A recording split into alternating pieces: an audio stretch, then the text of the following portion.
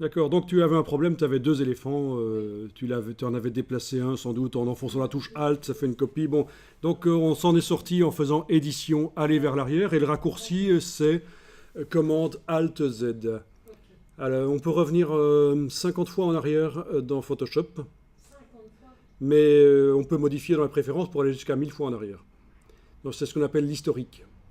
Et 1000 fois ça paraît beaucoup, ou 50 fois ça paraît beaucoup, mais en fait il faut savoir que chaque coup de pinceau qu'on fait quand on utilise le pinceau, c'est une action, et donc ça va très vite pour créer des actions dans Photoshop, et voilà.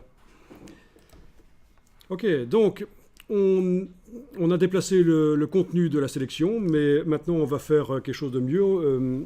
Vous allez d'abord faire ceci, attendez un peu, je vais voir si dans votre version on peut directement le faire. Vous avez toujours votre sélection qui est active là, hein. Vous allez dans le menu calque en haut de l'écran. Donc faites bien attention parce que pour toute la suite de la formation, je vais dire menu calque en haut de l'écran.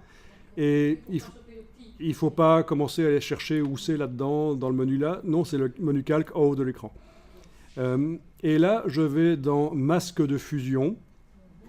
Est-ce que vous avez les options accessibles, notamment une option qui s'appelle faire apparaître la sélection? Ok. Anciennement dans Photoshop, pour que ça apparaisse, il fallait d'abord double-cliquer sur le calque d'arrière-plan pour le convertir en calque 0. Mais dans les dernières versions, et celles que vous avez, c'est plus nécessaire. Donc on peut directement... Oui, parce qu'un calque d'arrière-plan est verrouillé en fait. On ne peut pas mettre de la transparence sur lui normalement.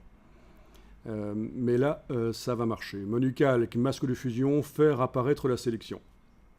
Et donc, on a quelque chose qui s'est ajouté sur le calque. Sur ce niveau de construction dans Photoshop, on a la sélection qui a été transformée en masque de fusion. Donc c'est une espèce de mémorisation de sélection, comme une couche alpha, sauf que ça ne se met pas dans la palette des couches, ça se met sur le calque. Ça peut se désactiver temporairement avec la touche majuscule. Quand vous cliquez sur lui, il est désactivé. Vous voyez le décor qui réapparaît. Touche majuscule.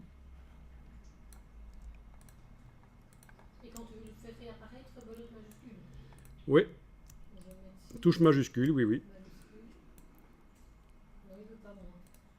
C'est la touche, pas verrouillage majuscule, c'est la touche majuscule et cliquer sur le masque sur la vignette. Désactivation temporaire du masque pour voir, tiens, mais quels sont les pixels qui sont masqués?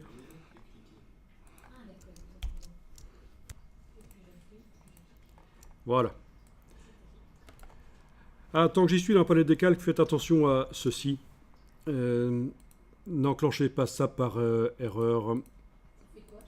C'est le filtrage des calques. C'est-à-dire quand on a beaucoup de calques dans la palette des calques, pour des photomontages complexes, on a la possibilité de n'en faire apparaître que certains. Oui, quand vous cliquez là aussi, ça le fait. Vous voyez que vous avez l'impression que vous n'avez plus de calques dans la palette des calques. Mais en réalité, c'est juste que j'ai demandé d'afficher deux types de calques ici seulement.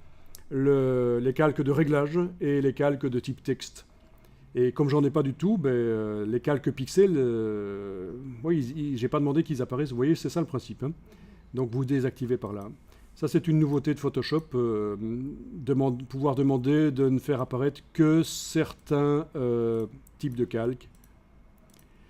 Les calques vectoriels, les calques objets dynamiques, les calques pixels, forcément il apparaît là parce que c'est un calque pixel. Donc voilà, vous connaissez l'astuce. Si vous avez vos calques qui disparaissent de la palette des calques, vous vous demandez pourquoi, c'est certainement ce petit truc-là. Le filtrage des calques, réduire l'affichage des calques dans la palette des calques pour n'afficher que certains types de calques. Ok, je reviens au masque là. Le masque, vous avez possibilité de cliquer sur lui avec la touche Alt. Et qu'est-ce qui se passe alors? Eh bien, vous voyez le masque qui apparaît en grand dans la fenêtre.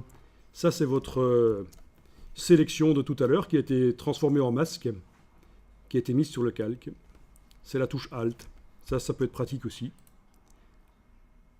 D'accord? Voilà, vous avez vu majuscule pour désactiver le masque temporairement et Alt pour le voir en entier.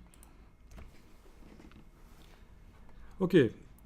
Alors, ce qui va se passer ici, c'est qu'en fait, on va déplacer la totalité de l'image de l'éléphant dans le désert.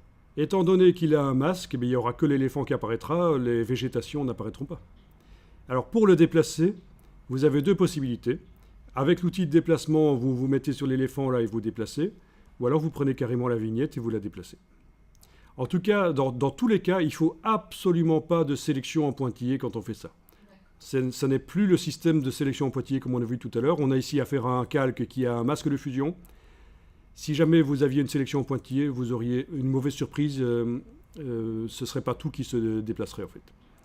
Ok, donc là par exemple, je prends la vignette et je la déplace sur le désert. Et voilà. Et alors, j'obtiens un deuxième calque là, avec le masque qui est là.